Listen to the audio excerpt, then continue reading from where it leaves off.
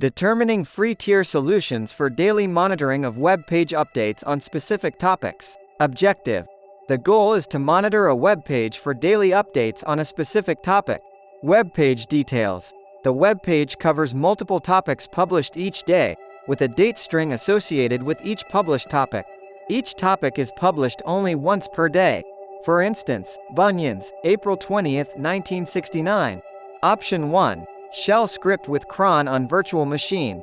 A shell script is scheduled to run by a cron job on a free tier virtual machine on Google Cloud Platform. The script, the search string, is defined as topic string with date string.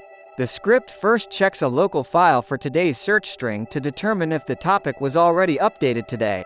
If the string matches today's date, the script exits. Otherwise, it proceeds to check the URL for the search string. The script curls the URL, then pipes the output to a grep command to search for today's string. If the string is not found, the script exits. If found, a notification is sent, and the local file is updated with today's string. The cron job runs every minute between 5:30 p.m. Eastern Daylight Saving Time and midnight.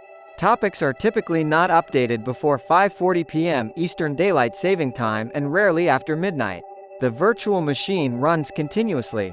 Potential improvements with the virtual machine option. Schedule the virtual machine to start at 5:29 p.m. Eastern Daylight Saving Time daily, and configure the script to shut down the virtual machine after completing the daily topic update notification.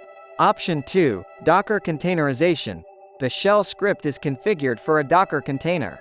The script no longer attempts to write to a local file, as it would not persist beyond the script's completion when the container shuts down. Mechanisms outside the Docker container must schedule and track the results of container runs. If the container runs on Google Cloud Platform's free tier Cloud Run, the free tier cloud workflows for scheduling and retries might be an option.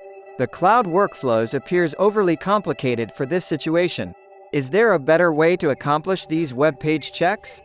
What the f